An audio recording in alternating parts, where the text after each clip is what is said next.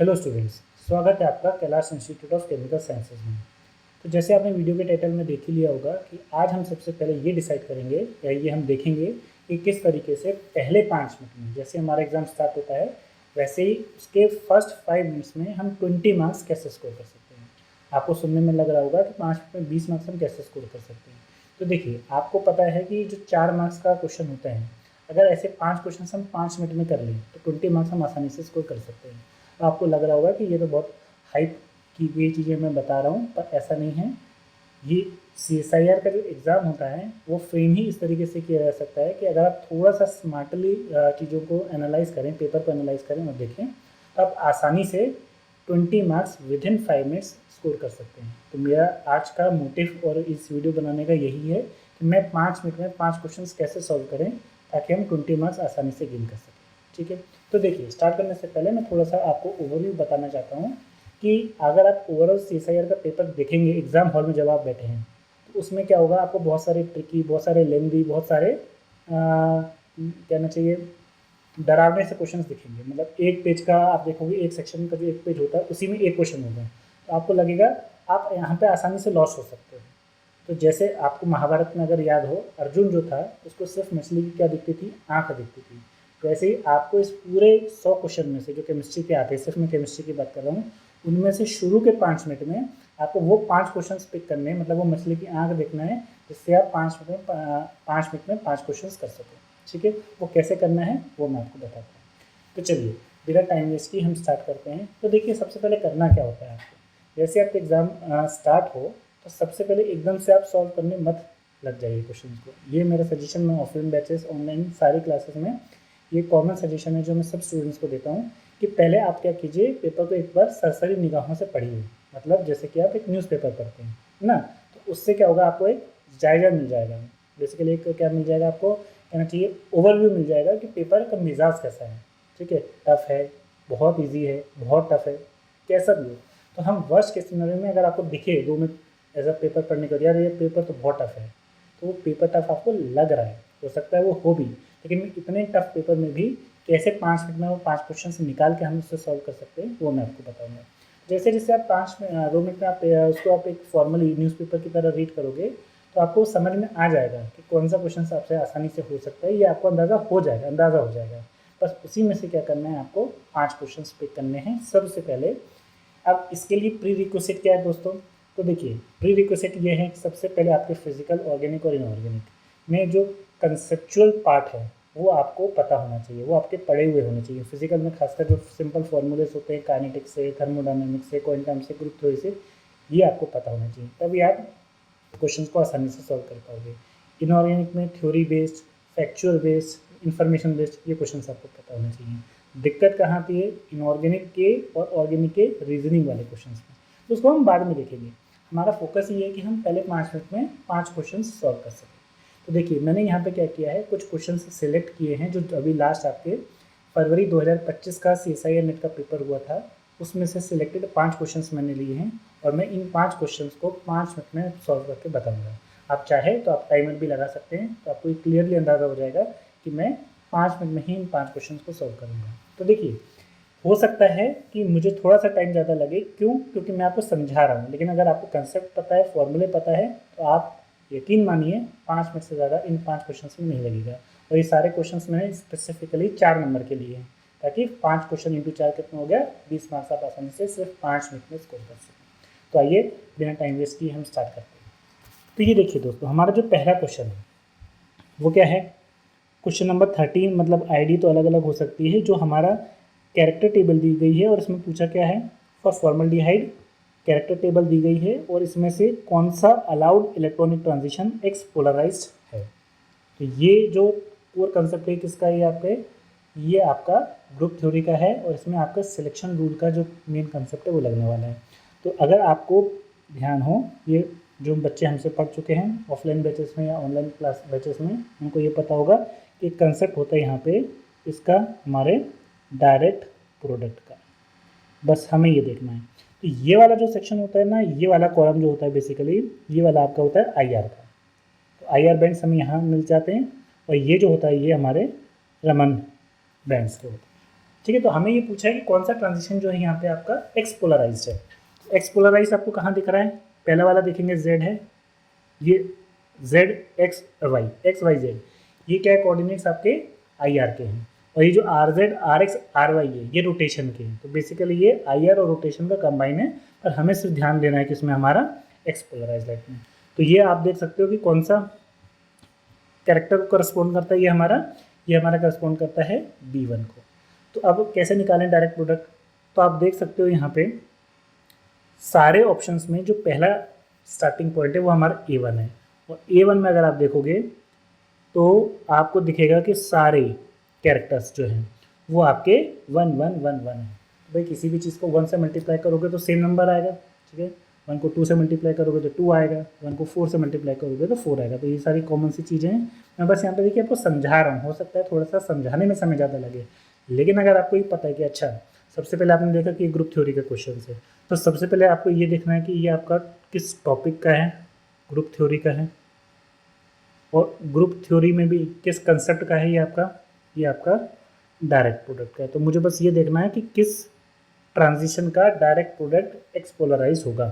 तो सबसे पहले ऑप्शंस की तरफ अगर ध्यान दें तो मैं इसको थोड़ा सा जूम कर देता हूँ। पहला ऑप्शन क्या दे रहा है, A1 से A1, तो A1 से A1 क्या होगा, A1, भाई किसी को भी किसी A1 तो A1 ही होगा। A1 से A2 क्या होगा, A2, क्यों, A1 तो सब 1 ही है, तो किसी को भी 1 से मल्टीप्लाई करूँगा तो वही आएगा। तो A1 से A2 कितना हो जाएगा, A2, पर A2 पे हमारे पास कोई एक्स वाई जेड कोऑर्डिनेट्स की पोलराइजेशन नहीं है। A1 से B1, तो यही आपका क्या हो गया दोस्तों, करेक्ट आंसर हो गया।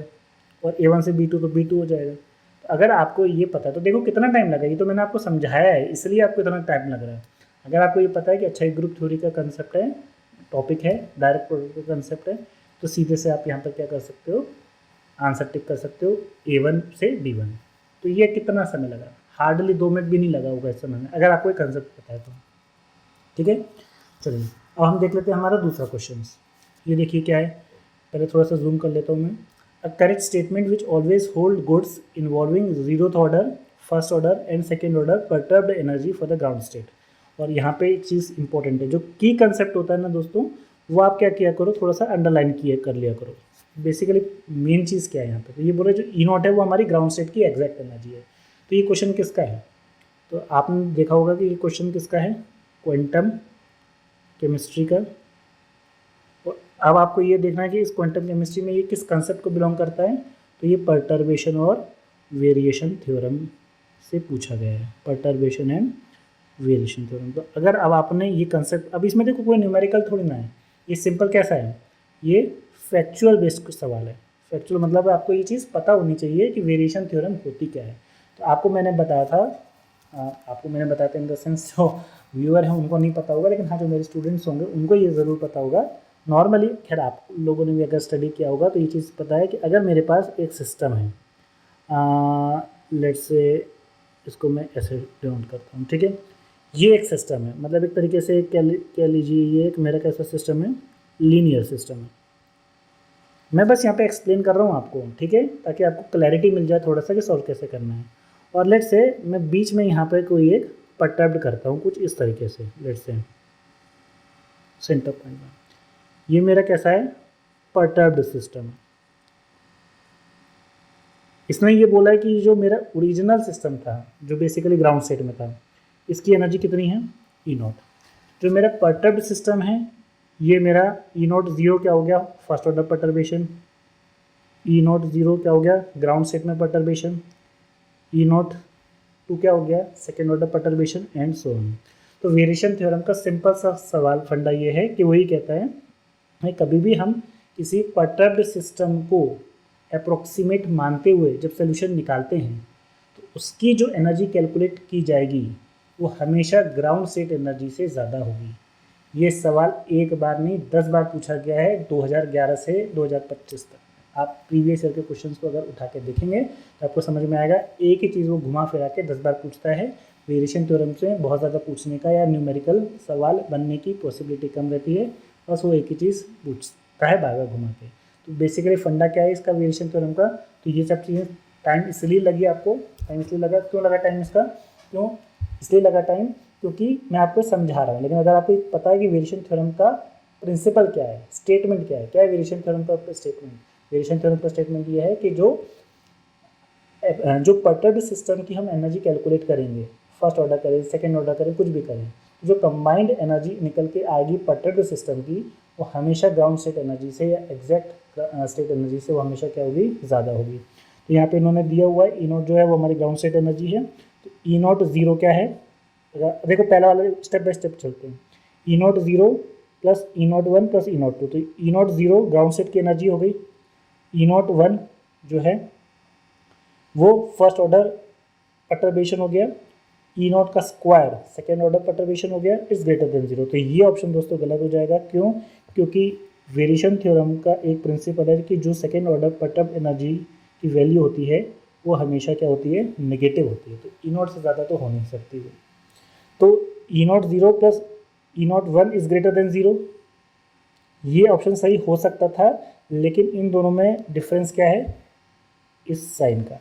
मैं थोड़ा सा हटा देता हूँ ताकि आपको समझ में आएगा।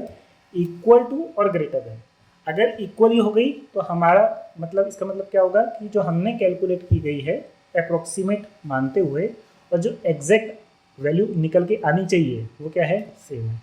तो ये जो हो जाएगा आपका ऑप्शन सेकंड थर्ड, वो मोर करेक्ट ऑप्शन हो जाएगा। और ये बार बार सेम प्रिंसिपल, क्योंकि ये वेरिएशन थ्योरम का स्टेटमेंट ही है, या तो बराबर होगी या उससे ज़्यादा होगी, उससे कम नहीं हो सकती। ठीक है, ये थर्ड ही ऑप्शन जो है वो आपका क्या हो जाएगा दोस्तों, सही हो जाएगा। E naught square is greater than zero, नहीं, ये तो हमेशा क्या होता है, नेगेटिव होता है। इसमें आप कंफ्यूज हो सकते थे मोस्ट प्रोबेबली कि फर्स्ट ऑर्डर का और सेकेंड ऑर्डर का ग्राउंड स्टेट का और first order perturbation is greater than zero. Mostly true, but it should be more correct to say it should be either equal to और greater than zero. कम नहीं हो सकती, या तो बराबर हो। बराबर होने का मतलब भी मैंने आपको बता दिया क्या होता है कि जो आपने अप्रोक्सीमेट मानते हुए निकाला है और जो एक्चुअल एनर्जी है वो सेम आ गई। हालांकि ये रेयर केस होता है, but for the theoretical purpose it is considered it should be either equal to और ग्रेटर देन जीरो। ठीक है, तो क्वेश्चन 4 नंबर का था, ये भी आपसे बन गया होगा कि क्यों बन गया होगा। अब आप इसको जब देखिए, जब आप इसको थोड़ा सा मैं अगर वापस लेके चलो, जब आप एग्जाम में बैठे होगे तो ये जो पहला सवाल है आपका, तो ये क्या बता रहा है, कैरेक्टर टेबल का। तो अगर आपको डायरेक्ट प्रोडक्ट निकालना आता है तो बस मुझे क्या देखना है, किसका डायरेक्ट प्रोडक्ट मुझे x देगा, तो b1 देगा। सब मेरे a1 है तो डेफिनेटली a1 से b1 b1 ही मिलेगा। तो ये मैं आसानी से इसको टिक कर सकता हूँ। तो यहाँ पे मैंने 4 मार्क्स आसानी से स्कोर कर लिए। जब मैं सेकंड क्वेश्चन पे आऊँगा, अब मैं थोड़ा सा फास्ट करूँगा ताकि आपको एक रियल फील आए कि जब हम एग्जाम में सॉल्व करें हमारा अप्रोच कैसा होना चाहिए। अभी मैं आपको सिर्फ समझाने के पर्पज़ से बता रहा हूँ। इसके डिटेल सोल्यूशन 2025 के मैं एक सेपरेट वीडियो में डालूंगा, जिसमें मैं स्टेप बाय स्टेप एक एक क्वेश्चन को अच्छे से समझाऊंगा। तो वहाँ पे आपको और क्लैरिटी आ जाएगी, ताकि क्वेश्चन को सिस्टमेटिकली अप्रोच कैसे करते हैं। यहाँ पे बस मेरा पर्पस ये है कि मैं 5 मिनट में 5 क्वेश्चन कैसे सॉल्व करने हैं वो आपको बताऊँ। 2 क्वेश्चन में हमें टाइम इसलिए लगा कि मैं आपको समझाया। अब नेक्स्ट 3 क्वेश्चन मैं वैसे ही सॉल्व करूँगा कि मान के चलता हूँ कि मैं क्या हूँ, एग्जाम हॉल में बैठा हुआ। ठीक है, और मुझे इस क्वेश्चन को सॉल्व करना है। क्वेश्चन नंबर 3 देखिए क्या है, ये किसका है। सबसे पहले फटाफट, जैसे मेरा माइंड सेट क्या चलेगा जब मैं एग्जाम में होऊंगा, तो सबसे पहले मैं ये देखूंगा कि ये किस टॉपिक का है, इलेक्ट्रोकेमिस्ट्री का है। ये आपको एग्जाम में लिखने की ज़रूरत नहीं है कि इलेक्ट्रोकेमिस्ट्री का है, तो आपके दिमाग में तुरंत आना चाहिए अच्छा इलेक्ट्रोकेमिस्ट्री का है। और ये गैल्वेनिक सेल का सवाल है, और यहाँ पे जो कंसेप्ट लगने वाला है वो क्या लगेगा, आपकी नर्स्ट इक्वेशन। ठीक है, नर्स्ट इक्वेशन क्या होती है, फॉर द गिवन सेल दी हुई है यहाँ पे आपको ईएमएफ एट 25 डिग्री पूछा गया। तो मैं ईएमएफ कैसे निकाल सकता हूँ, नर्स्ट इक्वेशन की मदद से। ये आपको याद होनी चाहिए। ये क्या होती है, E naught cell minus 0.059 divided by 2 log of oxidise species upon reduced species. ठीक है, चलिए अब आप बोलोगे सर इसको कैलकुलेट करने में तो बहुत टाइम लगेगा, 5 मिनट में तो इसी को सॉल्व करने में 5 मिनट लगेगा। नहीं, बस मेरा काम क्या है, यहाँ से सबसे पहले ई नॉट सेल निकालना। तो आपको पता है कि ई नॉट सेल क्या होता है। अब मैं आपको एक ट्रिक बताने वाला हूँ। ई नॉट नहीं कहना चाहिए मुझे यहाँ पे, ई कैथोड माइनस ई एनोड। ये मैं समझा रहा हूँ इसलिए आप तो फटाफट कर लोगे। अब यहाँ पे कैसे डिसाइड करोगे कि कैथोड कौन है और एनोड कौन है, तो ऑब्वियसली जिसका रिडक्शन होता है वो कैथोड है। और इलेक्ट्रोकेमिकल सीरीज़ में ये जब आप प्रिपेयर करके जाते हो तो आपको ये पता होगा, जो मेटल्स होते हैं जनरली वो ऑक्सीडाइजिंग नेचर के होते हैं, और जो नॉन मेटल होते हैं, हालांकि सिल्वर भी मेटल ही है, लेकिन इलेक्ट्रोकेमिकल सीरीज में जिंक से क्या आता है, नीचे आता है, इसलिए यहाँ पे रिडक्शन किसका होगा, सिल्वर आयन का। और दिया भी कुछ इस तरीके से हुआ है, Ag प्लस से ही Ag में जा रहा है, और यहाँ Zn से Zn2 प्लस में जा रहा है। ठीक है, तो मुझे समझ में आ गया कि यहाँ पे कैथोड कौन है, सिल्वर, और एनोड कौन है, जिंक। तो सिल्वर का क्या दिया हुआ है, 0.8 माइनस जिंक का कितना दिया हुआ है, माइनस 0.76। कैलकुलेट करोगे तो माइनस माइनस क्या हो जाएगा, plus 0.76 that is equal to 1.56। तो ये तो निकाल लोगे फटाफट आप। तो अब इस इक्वेशन को मैं अगर यहाँ पुट करूँ 1.56 माइनस, अब देखिए दोस्तों, इतना सब सॉल्व करने की ज़रूरत नहीं है यहाँ पे। क्यों? क्योंकि आप ये देखो कि लॉग में कोई भी चीज़ होती है मल्टीप्लाई बाई 2 क्यों लिखा मैंने यहाँ पे, क्योंकि Zn से Zn2 प्लस कितने इलेक्ट्रॉन का ट्रांसफर हो रहा है, 2 का। तो 0.059 इज 0.06 डिवाइडेड बाई 2 कितना हो जाएगा, ये 0.03 इंटू लॉग में। आप देखोगे कि जब लॉग में कोई भी चीज़ हम निकालते हैं तो वो बहुत छोटी होती है। आप लॉग 100 भी देखोगे तो कितना आएगा, अगर 100 का भी लॉग लूँगा तो वो सिर्फ 2 आता है। तो उसको भी मैं जब मैं 0.03 से मल्टीप्लाई करूँगा तो the number become very very small. तो मुझे क्या समझ में आ रहा है कि कोई भी चीज़ होगी वो माइनस होगी किसमें से, 1.56 में से। क्या होगी, एग्जैक्ट कैलकुलेशन करने की ज़रूरत नहीं है, 1.56 में से कम होगी। कितनी कम होगी, क्या बहुत ज़्यादा कम होगी, नहीं, बहुत कम होगी। क्यों? क्योंकि लॉग में वैल्यू वैसे ही कम होती है। मल्टीप्लाई करूँगा जब मैं 0.03 से तो ये और भी कम आएगी, मतलब बहुत कम होगी। अब कितनी कम होगी ये हम ऑप्शन से देख के अंदाज़ा लगा सकते हैं। 0.05 के इतनी कम हो जाएगी, 0.04 नहीं, ये तो दो तो इतने पास पास सवाल देना ही गलत है। 1.56 के एग्जैक्टली रहेगी, नहीं, एग्जैक्ट कब रह सकती है, जब ये वाला टर्म पूरा का पूरा कितना हो जाए, 0 हो जाए। और ये 0 कब होगा, जब दोनों का कंसंट्रेशन बराबर हो जाए। log 1 0 होता है, तो दोनों का कंसंट्रेशन बराबर तो है नहीं, तो 0 तो हो नहीं सकती, तो 1.56 नहीं होगा। सीधा सीधा आंसर मेरा क्या है यहाँ पे, 1.5 है। मुझे ये कैलकुलेट करने की ज़रूरत ही नहीं है। अगर आप चाहो तो मैं इसका डिटेल सोल्यूशन प्रोवाइड कर सकता हूँ। नीचे दिए गए डिस्क्रिप्शन में आप फॉर्म भर दीजिएगा, फॉर्म भरने के बाद आपको इन पांचों के डिटेल सोल्यूशन मिल जाएंगे। हालांकि मैं इसके वीडियो सोल्यूशन जो पूरा पेपर है उसके भी मैं अलग से डिस्कशन करूँगा, जहाँ मैं हर क्वेश्चन को स्टेप बाय स्टेप डिस्कस करूँगा आपके लोगों के साथ।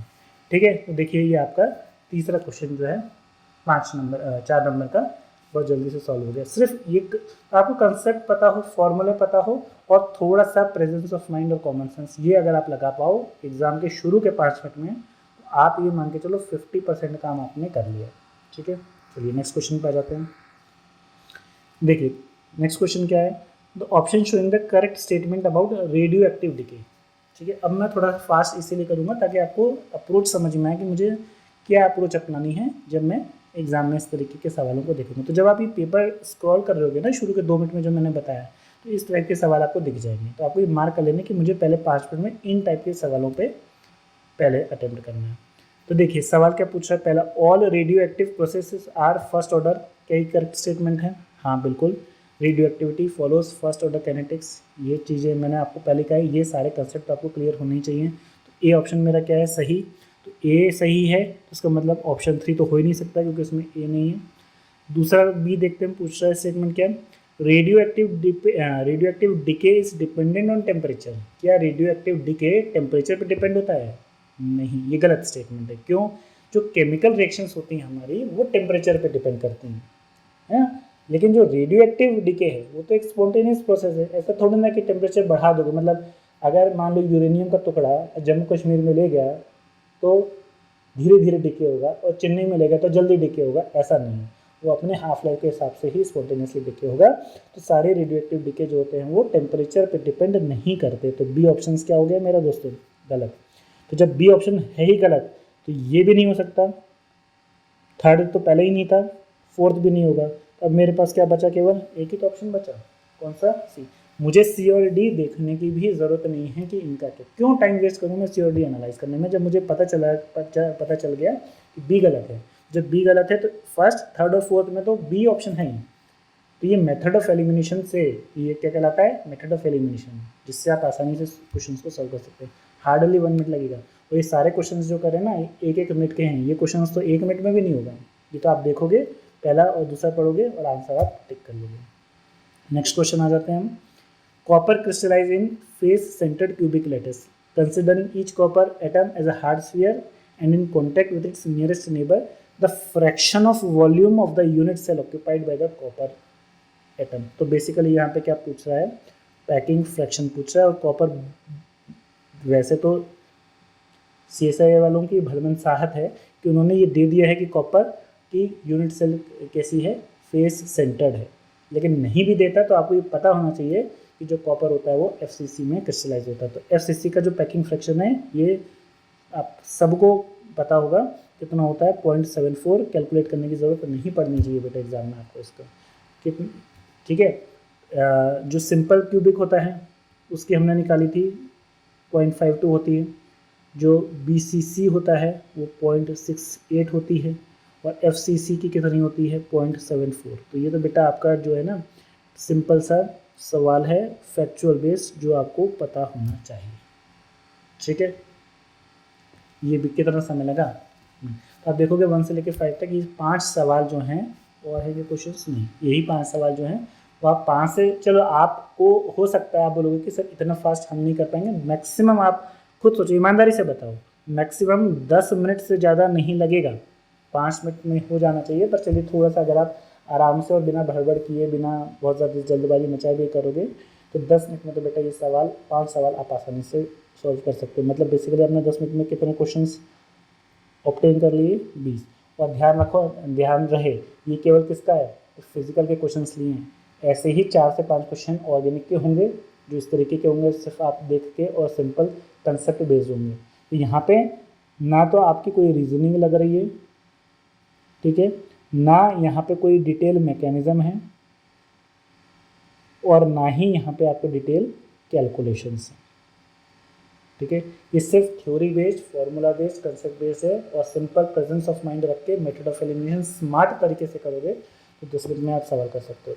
ऐसे ही अगले 10 मिनट में आप इनऑर्गेनिक के 20 क्वेश्चन कर सकते हो, 20 क्वेश्चन बोलो सॉरी 20 मार्क्स के क्वेश्चन कर सकते हो, और अगले 10 मिनट में आप इनऑर्गेनिक के कर सकते हो। तो आप देख सकते हो कि आधे घंटे में आपने कितने मार्क्स स्कोर कर लिए, श्योर शॉट 60 मार्क्स, मतलब 3 घंटे के पेपर में 60 मार्क्स।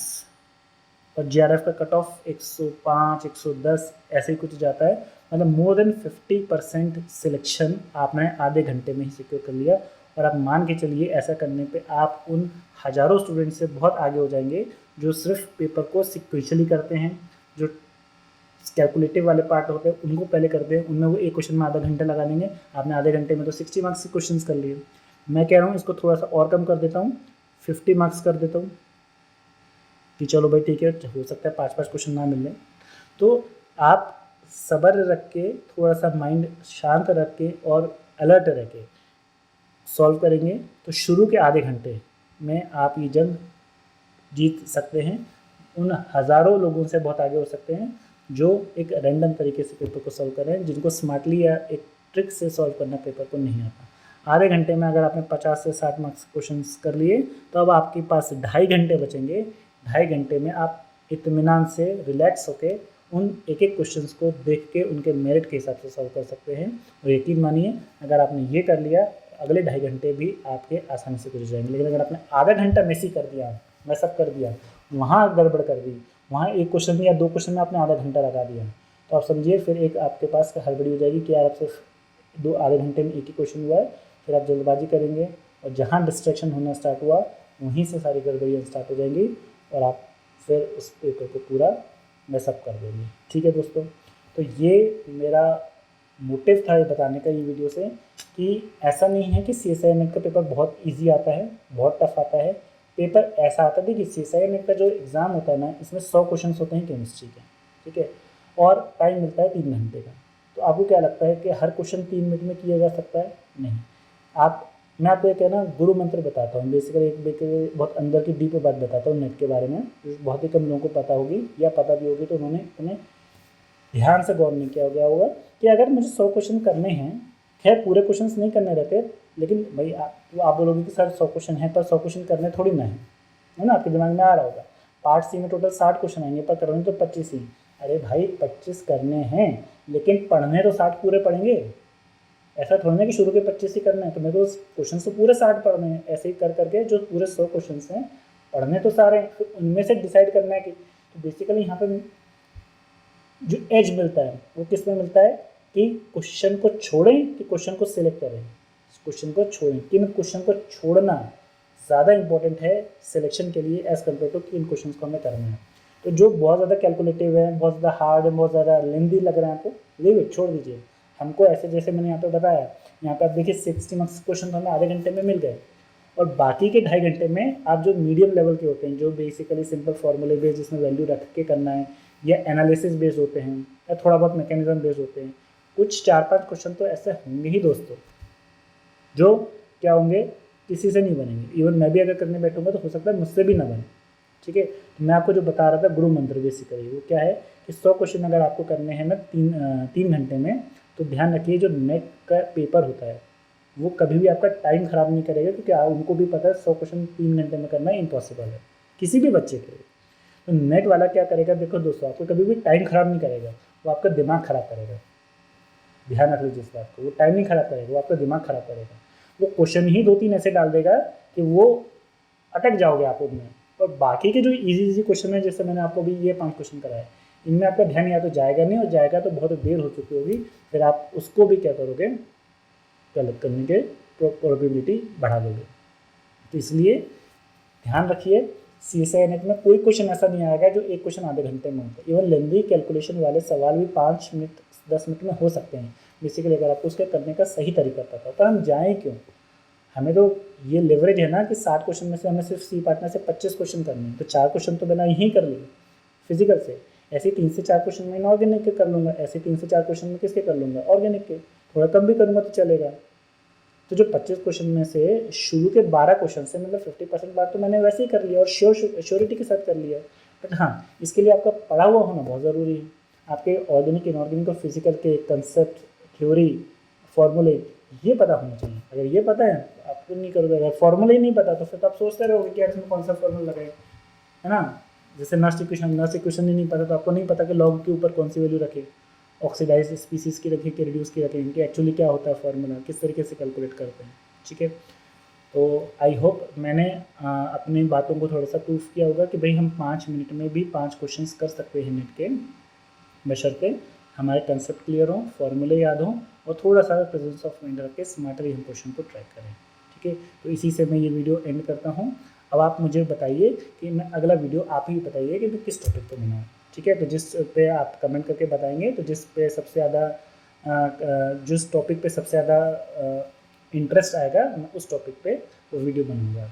तो मैं आपको कुछ टाइटल दे देता हूँ, आप उनमें से मुझे बताइए कि आप किन टॉपिक पे अगला वीडियो अगला वीडियो आप किस टॉपिक पे देखना चाहते हैं। आप क्या इस टॉपिक पे वीडियो देखना चाहते हैं कि why most of the student fail in CSI net and what mistakes they do and how to avoid them, या फिर आप how to decode the exam pattern in 15 minutes, या most scoring topic in net and gate, इस पे video बनाना चाहते हैं। या आपके मन में अगर कोई एक अलग से टॉपिक है जिसको जो लगता है आपको डिफ़िकल्ट है, जिसको आपको समझना है, उस पर मैं वीडियो बना सकता हूँ, तो आप प्लीज़ कमेंट लिख के मुझे बताइए। तो होगा तो हम अगला वीडियो उस पर डिस्कस करेंगे। और stay updated to our channel Kailash institute of chemical science. आप इसे सब्सक्राइब कर लीजिए ताकि टाइम टू टाइम आपको रेगुलर अपडेट्स मिलते रहे। आई होप ये सेशन आपने इन्जॉय किया होगा, आपको समझ में आया होगा एटलीस्ट अप्रोच क्या रखें हम, ताकि हम आने वाले एग्ज़ाम्स में इसको इम्प्लीमेंट कर सकें। यही मेरा मोटिव है। देखिए, आता सबको है, नॉलेज सबको होती है, बट गलती कहाँ होती है, एग्जीक्यूशन में, इम्प्लीमेंटेशन में। इम्प्लीमेंट करना आ गया, एग्जीक्यूट करना आ गया, you are well ahead of many students who just do random things. ठीक है, तो इसी के साथ मैं सेशन स्टॉप करता हूँ। Thank you for watching.